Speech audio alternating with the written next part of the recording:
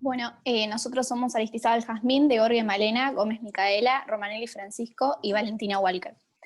La historia argentina, al igual que la de todos los pueblos, está conformada por momentos de plenitud y bienestar, pero también por momentos oscuros que deben ser recordados para nunca volver a repetirlos. Uno de los hechos que marcan el terror y el miedo en la historia de nuestro país es la dictadura cívico-militar que tuvo lugar entre 1976 y 1983. Este periodo, sin dudas, marcó un antes y un después en la historia de nuestro país. El objetivo de este trabajo es tratar de entender cómo se vivió en Argentina y específicamente en Mar del Plata este proceso histórico, respondiendo a las preguntas: ¿qué significó el juicio de las juntas en ese entonces? ¿Cómo vivieron ese proceso los familiares de las víctimas? ¿Y cómo influyó este hecho en sus vidas? ¿Y cuál es su forma de recordarlos? Para esto utilizaremos como fuente de información los libros Pensar la dictadura, Terrorismo de Estado, Los recorridos de la justicia, Nunca más y Apuntes sobre la AAA. Además, utilizaremos las entrevistas realizadas a Manuel Miguel y a Fernanda Raberta, hijos de desaparecidos y militantes, quienes ya han sido nuestra fuente de información en trabajos anteriores. La consecuencia de los actos humanos son el principal elemento para explicar la historia de un país. Hablar de la dictadura como un hecho aislado en el que las Fuerzas Armadas sorpresivamente toman el poder sería dejar de lado las causas de este hecho. En 1973, tras 20 años de proscripción, el peronismo volvió al poder y junto con él la AAA. La Alianza Anticomunista Argentina fue un grupo parapolicial terrorista de extrema derecha gestado por un sector del peronismo, del sindicato, la Policía Federal y las Fuerzas Armadas, liderado por el ministro de Bienestar Social, José López Rega. Fue la respuesta directa que implementó el gobierno al avance de los grupos guerrilleros, principalmente de la FARC. Carlos Miguel, el padre de nuestro entrevistado, era secretario de Planeamiento de la Universidad de La Plata. Una mañana, cuando salía de la UL, junto a su amigo y compañero Rodolfo Turco H., un auto los interceptó y fueron secuestrados. Pasado el mediodía, sus cuerpos fueron encontrados. La muerte de Perón fue el último suceso que dio comienzo al periodo que vio el final del peronismo. El golpe de Estado se instaló en el poder como una dictadura cívico-militar y se caracterizó por implementar un plan sistemático de terrorismo de Estado. Miles de personas fueron torturadas, asesinadas, desaparecidas o forzadas al exilio. Manuel, nuestro primer entrevistado, nos cuenta. En el año 78 secuestran acá en Mar del Plata a mi mamá. El 4 de mayo, en el trayecto al trabajo, la secuestran y de ella sí que no supimos más nada. Hasta en el 2011, después de una investigación importante del equipo de antropología forense, que tratan de recuperar las entidades de los desaparecidos, nos avisan que habían encontrado el cuerpo de mi vieja. Luego de la investigación que llevó a cabo el equipo de antropólogos, se llega a la conclusión de que su desaparición y muerte tuvo que ver con el hecho conocido como explosión de luna roja. Bueno, aquí comienza la historia de nuestra segunda entrevistada. Fernanda Raberta nos cuenta. Desde octubre de 1975 se gestó la coordinación represiva entre las dictaduras del Cono Sur, conocida generalmente como Plan. La misma significó la creación de una oficina de coordinación y seguridad, que funcionó en las décadas del 70 y el 80, que estuvo integrada por los servicios de inteligencia y armas de seguridad de varios países sudamericanos con la finalidad de enfrentar la acción de la guerrilla, utilizando métodos de represión ilegal. María Inés Raberta, madre de Fernanda, era una integrante del movimiento Montoneros y tenía 24 años cuando en 1980 el ejército argentino la secuestra en Lima, Perú, en un operativo perteneciente al Plan Cóndor para intentar atrapar al dirigente Montoneros, Roberto Perdía. Desde ese día, Fernanda, su hija, comienza una nueva vida con su actual familia. Fernanda, nuestra segunda entrevistada, nos cuenta.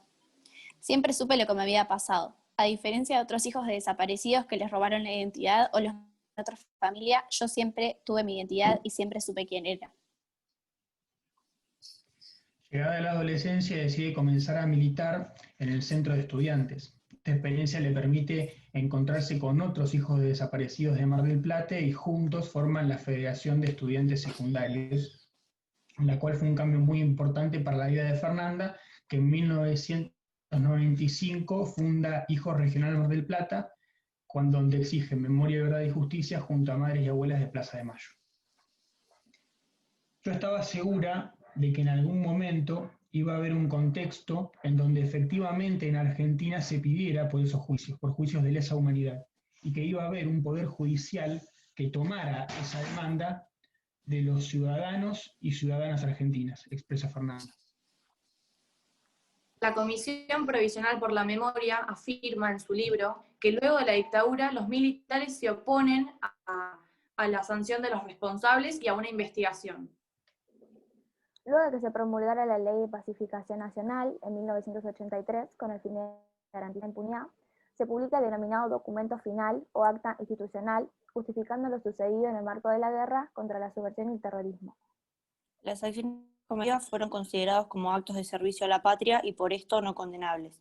El 15 de diciembre de ese año, Raúl Alfonsín, el presidente, acepta el decreto número 87 que establecía la creación del CONADEP para esclarecer la desaparición de personas. Así fue como en 1985 culmina el juicio de las juntas con la sentencia condenatoria. El juicio de las juntas constituyó un hecho que distinguió a la Argentina del resto de los países latinoamericanos en relación al juzgamiento de crímenes de lesa humanidad. A continuación vamos a leer un fragmento del libro Recorridos de la Justicia. Transcurridos estos años, es indudable que su principal legado ha sido consolidar esa verdad jurídica como verdad histórica, ya que hoy nadie puede dudar que aquellos crímenes que se condenaron efectivamente ocurrieron. Manuel, nuestro primer entrevistado, nos cuenta: a mí particularmente no me cambió mucho saber que hayan sido juzgados, condenados y que estén presos. La verdad no le va a deber la vida a mi vieja. Sí me parece que son necesarios por una cuestión histórica y creo que esta es una manera de demostrar que lo que hicieron no van a quedar impunes. En el año 2010, cuando muere Néstor Kirchner, Mateo y su grupo de amigos crean una agrupación política llamada Carlos Miguel en honor a su padre, y esta tenía orientaciones a las ideologías kirchneristas y peronistas. Para el 2019, Manuel y su hermano Rodrigo participan en la campaña de Fernanda Raberta como candidata a intendente de la ciudad de Mar del Plata.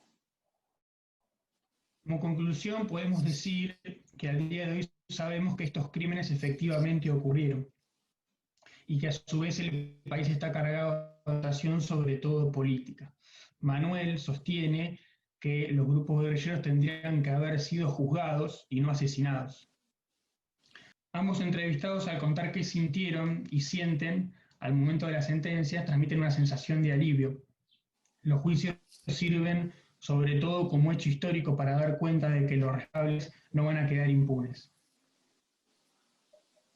Ningún juicio o sentencia va a devolverle la vida a las víctimas, y tanto Fernanda como Manuel lo demuestran todos los días. No es casualidad que Manuel y Fernanda tengan una participación política activa. Es una prueba de que esta es una forma de encontrarse con sus padres. No sienten alegría al escuchar una sentencia, sino que sienten alivio, ya que es una señal de que esos crímenes no van a volver a ocurrir. La verdadera justicia para ellos es recordar a sus seres queridos a través de estos actos que transmiten todos sus ideales. Así logran sentirse cerca de cada familiar que fue víctima de estos terribles sucesos históricos.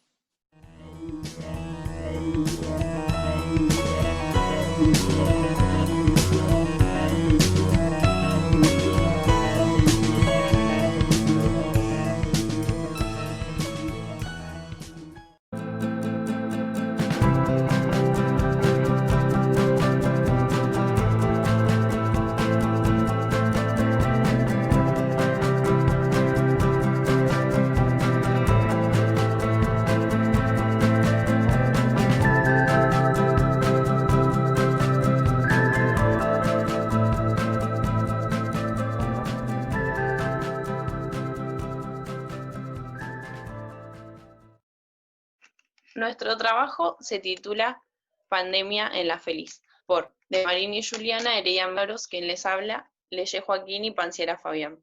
En este trabajo se busca analizar la pandemia que se está atravesando a nivel mundial desde diferentes perspectivas y relacionándolo principalmente con la ciudad de Mar del Plata. Nuestro trabajo aborda desde el comienzo de la cuarentena hasta aproximadamente los meses de junio o julio. Bueno, este es un virus que lleva el nombre de coronavirus o COVID-19 y comenzó a fines del año 2019 en China, en la ciudad de Wuhan. Este virus está presente en cualquier cosa que haya sido tocada por la persona infectada y principalmente en la saliva.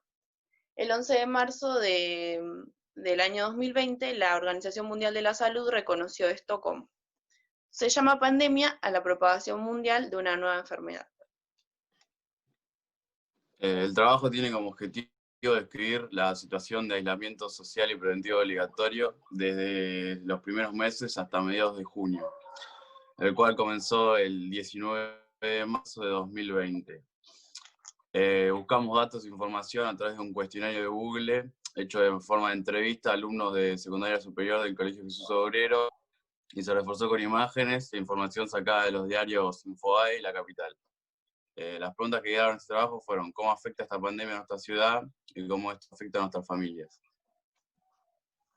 Para darle un inicio de desarrollo, la pandemia ha tenido efectos sociales, económicos, educativos inesperados, y desde lo social, Mar del Plata cierra sus accesos al turismo, prohíbe los eventos de más de 200 personas y las actividades en el ámbito público, aunque a su vez varios rubros permanecen abiertos con las precauciones necesarias para evitar el contagio.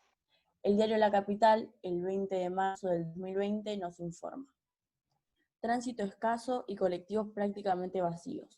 Los supermercados, almacenes y farmacias permanecen abiertos con esa demanda de clientes que realizan filas en la vereda para hacer las compras con guantes y barbijos.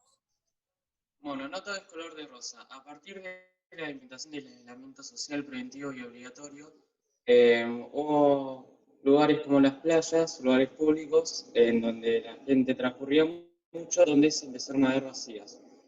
De la misma forma, la gente que contaba con los permisos necesarios podía salir a trabajar, pero quienes no, o se quedaban en sus casas o incumplían con el aislamiento. Al mes de realizar el aislamiento, el intendente decidió realizar una prueba piloto durante un fin de semana en la que los locales y los comercios abrirían y para ver cómo se manejaban con el tema del público. Pero esta solamente falló, así que se volvió a la normalidad en su momento. Muchos marplatenses salen a las calles bajo el lema "Queremos trabajar", y una vez más el diario La Capital, en su artículo "Ruidosa protesta, sectores que quieren volver a trabajar", el día 25 de mayo de 2020 informó: la manifestación se dio luego de que el último viernes los gastronómicos se concentran frente a la municipalidad con los mismos pedidos: la reapertura de sus locales para no fundirse. Época de bolsillos flacos. En la ciudad la mayoría de los negocios y comercios permanecen con sus puertas cerradas, quedando así abiertos solo los que brindan servicios necesarios. Al ser los más necesarios aumenta la demanda, en cambio la demanda de los bienes como la indumentaria disminuye. Alumnos de cuarto como Micaela Haidt nos cuentan: lo que sí se vio afectada fue la economía familiar. Y a su vez Kimei Carrizo nos cuenta que en la economía fue un cambio del 100%, ya que antes trabajaban mi mamá y mi papá. Así como hay familias que se ven afectadas económicamente, hay otras que no, ya que sus padres siguen yendo a trabajar. Según Franco Mayor, podemos citar: desde el punto económico no afectó a mi familia, mi papá todavía trabaja. Por otro lado, ante esta situación del cierre de muchos negocios y que no hay dinero en las casas, el intendente decide que reabran sus puertas al público respetando protocolos necesarios y estrictos. Malena del sexto año, Malena de Gorgui, nos relata cómo fue la situación económica en su familia durante la pandemia. El hecho de que mis padres no puedan seguir trabajando fue difícil, ya que ninguno se esperaba esto. Y al principio la plata alcanzaba para lo justo. Ahora que pudieron volver a trabajar algunos días, nos volvimos a normalizar. Por otro lado, Yano Yamburu, también del sexto año, nos informa: la economía familiar en mi familia no quedó tan afectada, a que mi mamá pudo seguir gozando de su sueldo mensual sin ir a trabajar. Del papel a lo virtual. Las clases presenciales fueron suspendidas y estas pasaron a ser virtuales. ya que muchas universidades y colegios cerraron sus puertas. En las entrevistas que realizamos a los alumnos del Colegio Jesús Obrero, al cual nosotros asistimos, encontramos diferentes opiniones sobre las clases virtuales.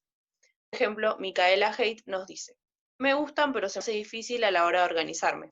Por otro lado, otra alumna, Nara Moreira, nos cuenta: directamente no me conecto a las clases virtuales.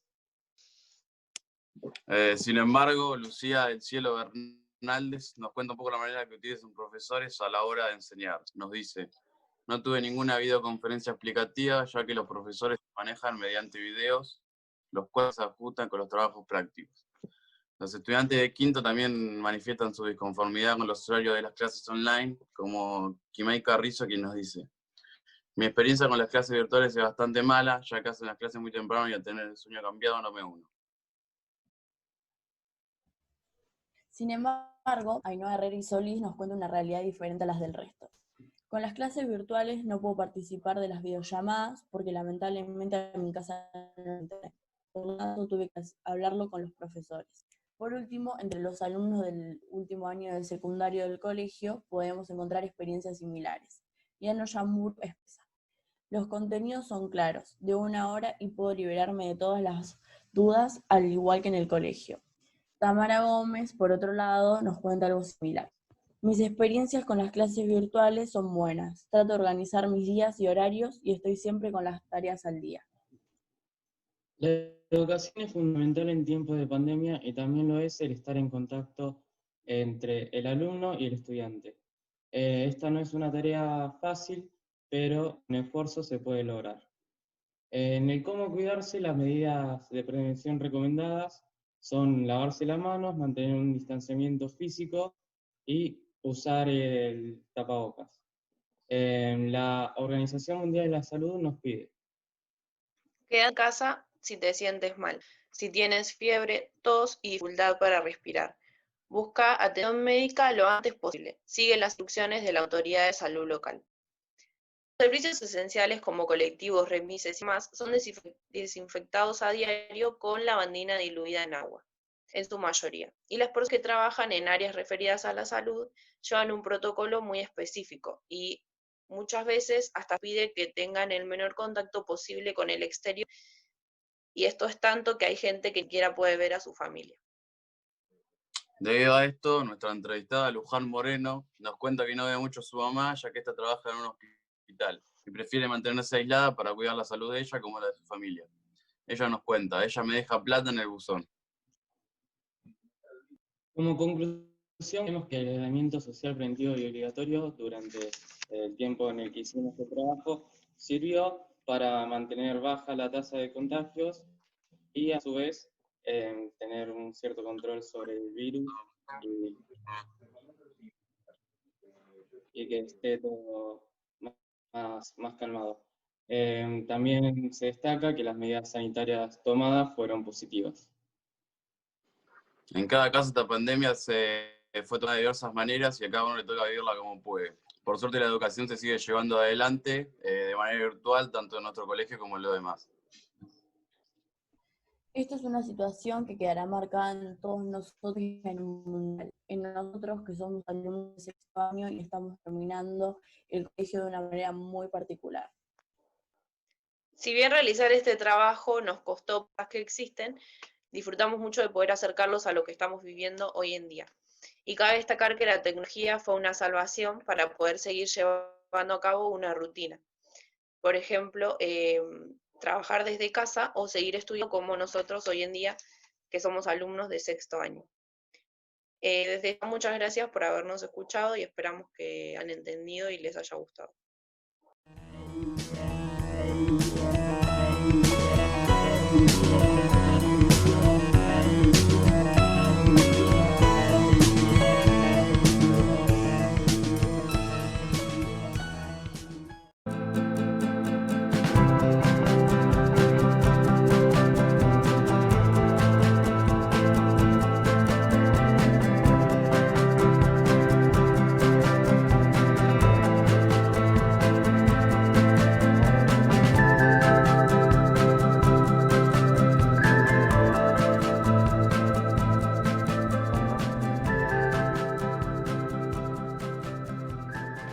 Hola a todos, soy Silvia Rosa Daría, museóloga del Museo Eva Perón. Decidí tomar esa carrera de museología en función de tener la oportunidad de crear el Museo Eva Perón en la Unidad Turística Chapalmalal. Esto fue hace varios años. Desde entonces estudiaba, iba armando el proyecto, el guión, hasta el 2003 que se pudo concretar. Estudié en La Plata, en el Instituto número 8 de La Plata, y a partir de ese momento comencé a coleccionar, a recuperar todo lo que había en el complejo guardado de la Fundación Eva Perón. Cuando uno se encuentra con todos los objetos, muebles, libros de esa época, puede comenzar realmente a recuperar una historia que estaba guardada y en algún aspecto escondida de nuestra historia, ya que en realidad el complejo es un lugar de esparcimiento, de venir de vacaciones, donde lo importante desde un principio es la llegada del turista, alojarlo en el hotel, y de pronto la parte histórica de cómo llegamos a ese complejo no estaba. Esa ausencia me llevó a estudiar y posteriormente tener la satisfacción de concretar este proyecto, de contar con un espacio para la historia, para el crecimiento cultural de toda la zona, y que sea parte de ese turismo social que comienza en el año 46-47, porque fecha exacta de la inauguración de los hoteles todavía es parte de una investigación, pero sí sabemos que la piedra fundamental se puso el 4 de mayo de 1946. A partir de ese momento aparecen libros de catalogación de todos los bienes que había en el complejo y también en el Estado Nacional, cómo se cuidaba cada objeto, aparecen las oficinas de patrimonio. Y bueno, es una tarea que llevó 2 años de búsqueda, de ubicación de los elementos, y en el 2003 logramos concretar la inauguración del museo.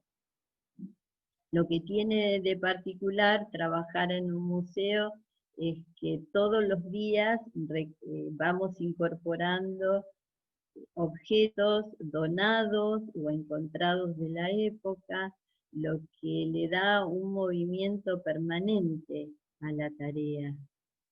Siempre estamos descubriendo, investigando, y eso es lo que tiene de creativo la museología, que no es algo estático. Permanentemente vamos escribiendo la historia de cada uno de los que aporta un objeto nuevo, y lo vamos insertando en lo que teníamos o creando una nueva exposición, un nuevo lugar para ese objeto.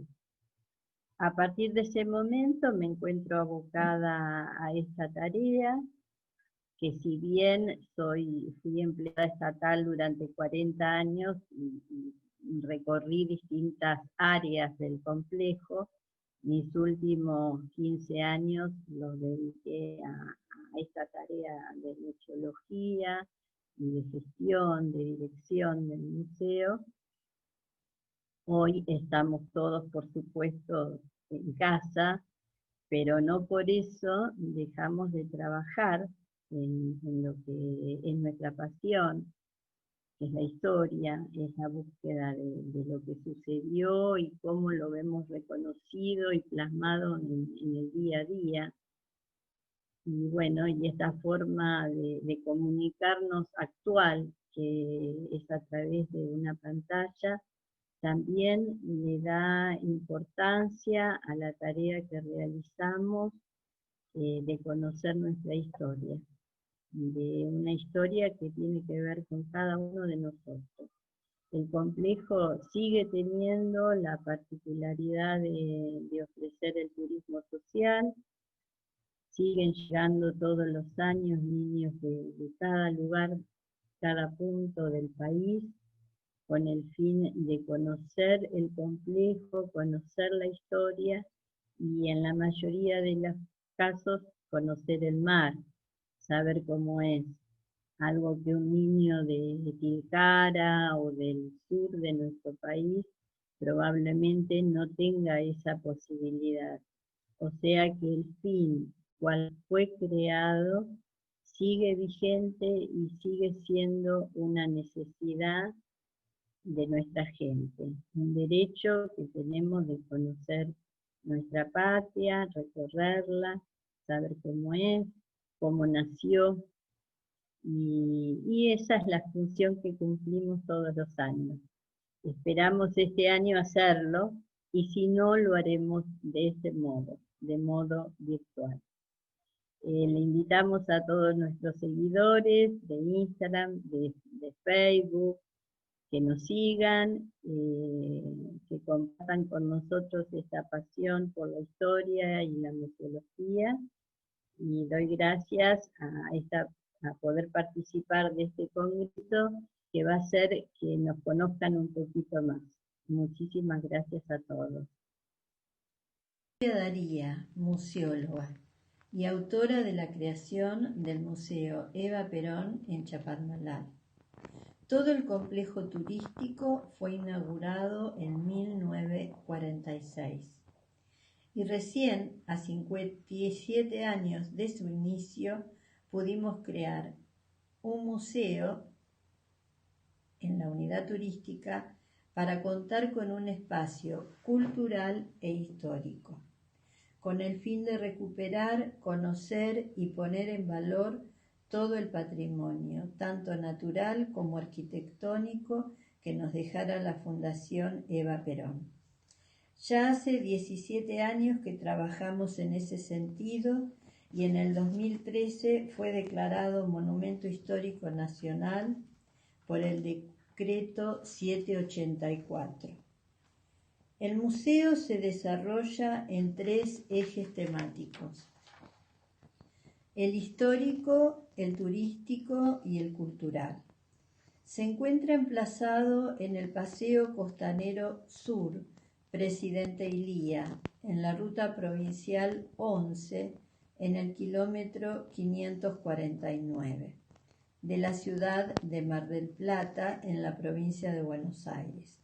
Cuenta con 9 hoteles, un servicio médico, la capilla Estela Maris, un lago artificial con juegos recreativos y polideportivos, canchas de fútbol, tenis y pádel, los cuales se encuentran inmersos en un hermoso recorrido de amplias playas y acantilados, rodeados de frondosos árboles. El estilo de edificación fue pabellonario, con tejas rojas y piedras de la zona. En el servicio médico aún se conservan pinturas y dibujos que recreaban la internación de los niños, y que el Día de los Monumentos, que se conmemora todos los años en el mes de mayo, los visitantes pueden conocerlos.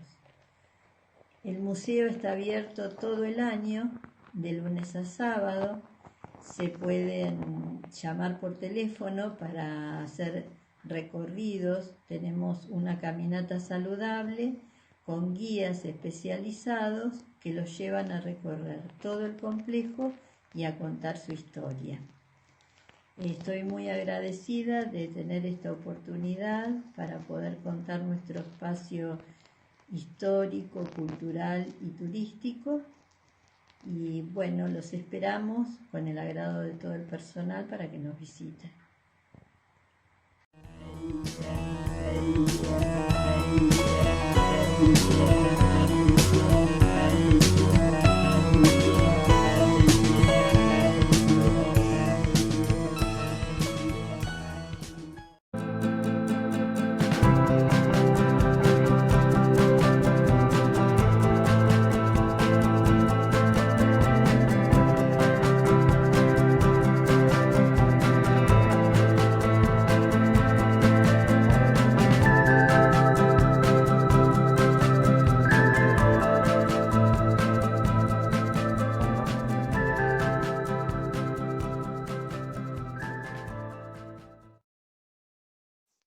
Buenas tardes, mi nombre es Daniel Bo, soy director del Museo de Ciencias Naturales de Miramar. En esta ocasión lo que les presentamos es un trabajo realizado para resumir un poco la historia científica de Miramar y los alrededores y cómo se fue llegando a concretar el museo debido también a la importancia de la zona y a su vez también a los entusiastas que empezaron a trabajar en ella. En este trabajo, bueno, además de mí, también está como autor el presidente de la Fundación Azara, Adrián Yaquino, también Sergio Bogan y Juan Meluso de la misma fundación y Mariano Magnussen, técnico del Museo de Miramar. Bueno, les voy a hacer una breve reseña de los primeros investigadores que estudiaron la zona de Miramar y Partido General Alvarado, los antecedentes de los primeros museos para nuestra ciudad, pasando por el Museo Municipal y luego la inauguración del reciente Museo de Ciencias Naturales de Miramar junto al MEF. Miramar y la zona atrajeron la atención de varios de los naturalistas más destacados que contó nuestro país. Uno de los primeros trabajos publicados donde hacen mención a este sector de la costa bonaerense fue realizado por los suizos Hensel y Clark, quienes tras recorrer las barrancas costeras publicaron en 1865, si no me equivoco, un importante trabajo sobre la geología. Estos autores son los primeros en notar la presencia de escorias y tierras cocidas, las cuales fueron interpretadas como de origen volcánico. Pero el principal auge para estudiar el patrimonio paleontológico y arqueológico de Miramar y de este sector de la provincia de Buenos Aires se dio a partir de la primera década del siglo XX, especialmente luego de que Florentino Meguino visitara esta zona y publicara en 1908 un importante trabajo sobre la geología y paleontología de las formaciones sedimentarias que están a lo largo de Miramar y Chapadmalal. Junto a su hermano Carlos y al famoso Lorenzo Parodi, realizó varios viajes a este sector de la costa bonaerense, centrándose fundamentalmente en el área de Miramar, en donde estudió la presencia del hombre fósil. Las publicaciones de Florentino Meguino atrajeron la atención de gran parte de la comunidad científica de las primeras décadas del siglo XX, y luego de su muerte, que fue en 1911, su hermano Carlos se ocupó de continuar el trabajo en esta zona. La figura de Lorenzo Parodi cobró cada vez más importancia, ya que a él se le atribuye la mayor parte de los hallazgos que se realizaron durante esta época. A partir de 1912, Luis María Torres, junto a Carlos Meguino, realizaron una serie de exploraciones con el apoyo económico de la Universidad de La Plata y del Museo de Historia Natural de Buenos Aires. Y las comisiones reunidas durante estas exploraciones fueron divididas entre ambas instituciones. Uno de los hallazgos más importantes realizados en estas campañas fue nada más y nada menos que el túmulo de Malacara, conocido como una de las maravillas arqueológicas bonaerenses.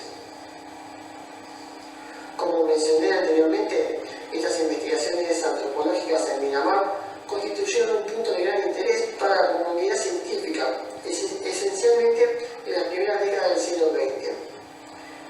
Este interés estaba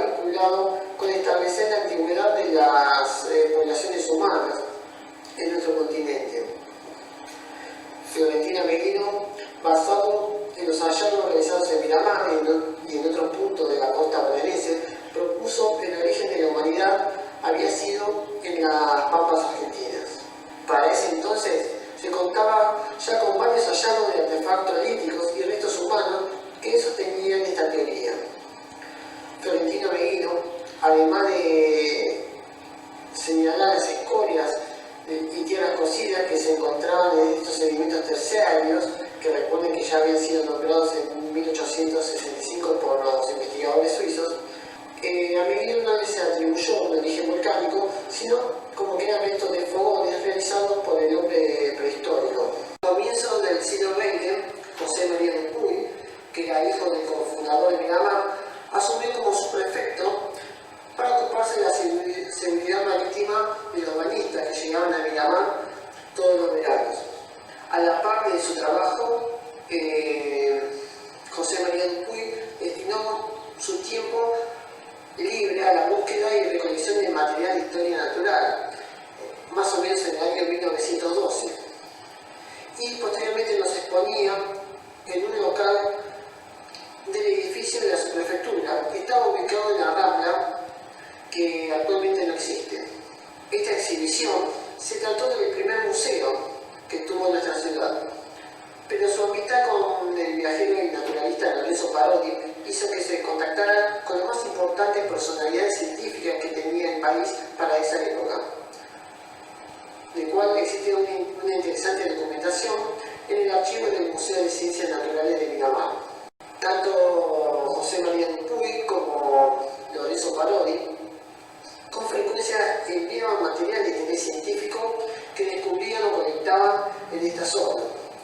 Por ejemplo, gran cantidad de fósiles, esqueletos de delfines, esqueletos de lobos marinos, tortugas, entre otros. Y eran enviados al Museo de Historia Natural de Buenos Aires.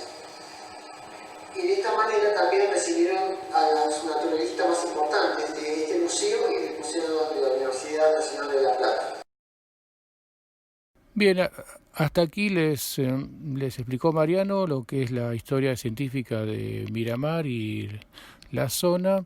Ahora les voy a mostrar algunas imágenes de más o menos 1900, 1920. Acá podemos ver a Santiago Rod, según dicen una de las últimas imágenes de él. Después otros investigadores han venido, por ejemplo, como Lucas Kralevich, que se lo ve acá en esta imagen, con bigote, es él, y otros investigadores de esos tiempos. Es una foto de más o menos 1930.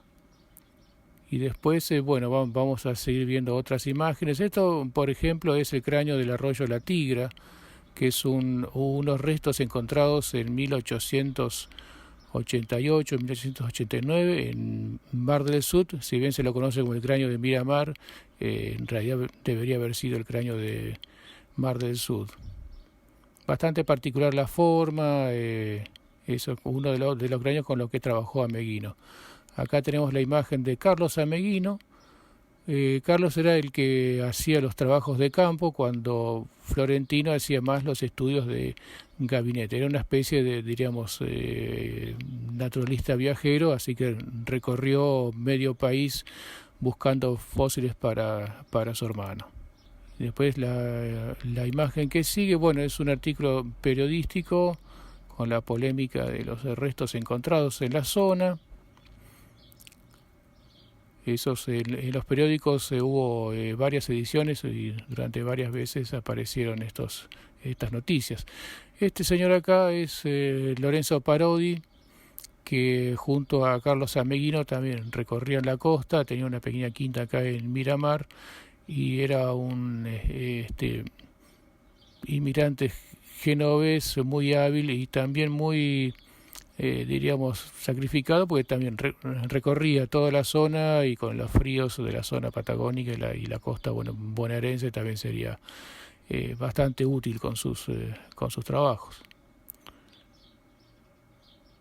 Más es una imagen de 1920, acá se lo ve también a Lorenzo Parodi, y junto a él está José María Dupuy, tal como comentábamos antes, es el que hizo el primer museo de Miramar, acá en este caso, en esta imagen, junto con una ballena que apareció en 1925.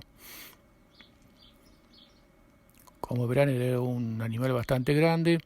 En esta foto, bueno, se lo ve al presidente Marcelo T. de Alvear con su esposa y junto también a José María Dupuy en la Rambla de Madera, y según cuentan las crónicas también se hizo un tiempito para visitar el museo de Dupuy. Sería una foto del año 1922-23 más o menos. Esta es una foto bastante conocida, en 1920. Acá se lo ve en el medio, sentado a Lorenzo Parodi, a José María Dupuy, Carlos Ameguino, Fonguierin, Stanley Ceballos, Lesman Nietzsche, o sea, varios investigadores de esos tiempos que llegaban toda vez que en Miramar había algún hallazgo de estas características. Estas serían las barrancas a la parte norte de Miramar. Bueno, en los años 70, tal como comentábamos, se volvió al tema de tener Miramar un museo propio. El recorte es de 1977, el día de la inauguración, y ahí ven cómo se denominaba el museo en esos tiempos, y hasta derivar después en el Museo Municipal Punta Armengo. El museo, quizás como muchos lo conocen, el área a la derecha tiene el área de ciencias naturales, y en el otro, que es el aspecto de galpón, el área de historia local. Ahora, bueno, estas instalaciones van a pasar a ser el Museo de Historia Local. Y ahí seguimos. Bueno, acá tienen imagen de lo que es el Museo de Ciencias Naturales el mismo día de la inauguración. Entonces van a ver algunas imágenes de ese mismo día, que era la verdad un día de sol muy lindo. Acá, bueno, ahí estoy yo junto con Adrián Yaquino, el presidente de la Fundación Azara, Germán Di César, el intendente de ese momento, Medina, el representante de la empresa constructora, y Martínez Carpiñato, secretario de Obras Públicas de ese momento. Obviamente fue un día de mucha concurrencia. Acá tenemos una imagen con muchísima gente, y varios días después, durante octubre, continuó también la gran afluencia de público. Ahora les vamos a mostrar un video, el video con motivo del aniversario, del primer aniversario. Así que bueno, ahí se hace un pequeño resumen también con varias imágenes de cómo se hizo el museo, cómo se encontró la casa. Así que bueno, espero que lo disfruten.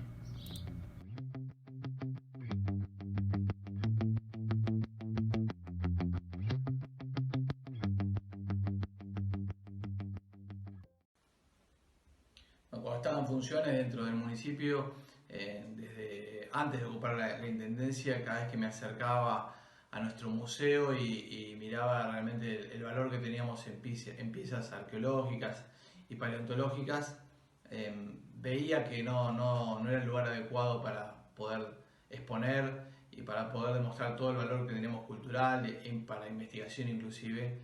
Así que era un objetivo que tenía el de construir este Museo de Ciencias Naturales, porque entendía que en un lugar como el nuestro, con toda la historia que tiene al respecto, teníamos que tener un muy buen lugar de exposición, además que pueda acercarse no solamente al local, sino al turismo, y que tenía que ser uno de los mejores museos de la costa atlántica.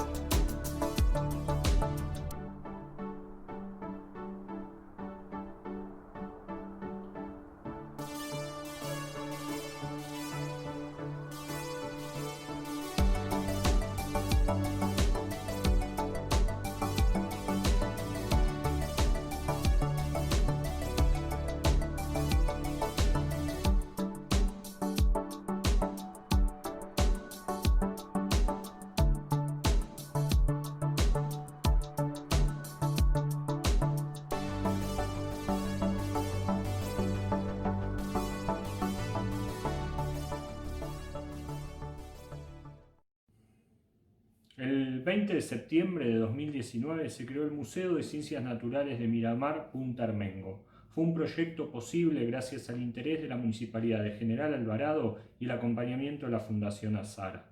Acá estamos un año después, con nuevos proyectos. La creación de la Estación Científica en Centinela del Mar como un anexo del museo y también promoviendo la creación de la Reserva Natural Provincial de Centinela del Mar, cuyo proyecto ha sido presentado ante la Cámara de Diputados de la provincia de Buenos Aires. Estos proyectos, este ensamble conjunto de museo, reserva y estación científica pretenden promover la conservación del patrimonio natural y cultural del municipio de General Alvarado.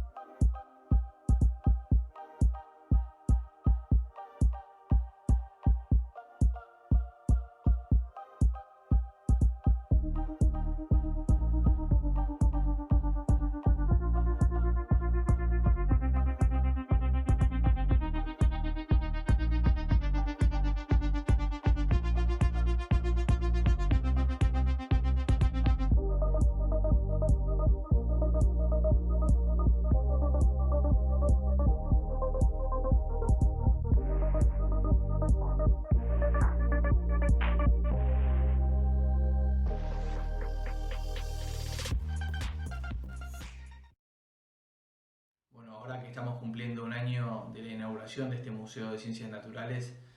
Quiero mandarle un fuerte saludo y un abrazo a Daniel Bo, que fue uno de los impulsores de esta obra, a toda la gente que trabajó para que hoy podamos gozar de este museo y a la Asociación de Amigos del Museo, juntamente con la Fundación Azara, que también ha aportado mucho para que hoy tengamos esta obra tan importante en nuestro querido distrito.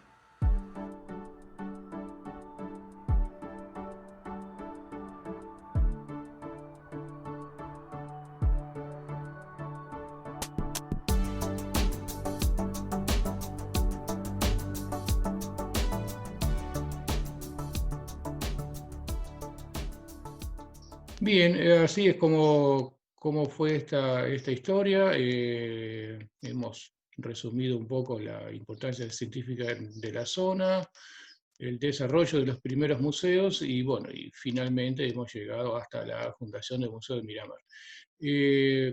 Esperemos que les haya gustado esta presentación y cuando se pueda viajar un poco, esperamos que vengan a nuestra localidad y nos visiten. Muchas gracias.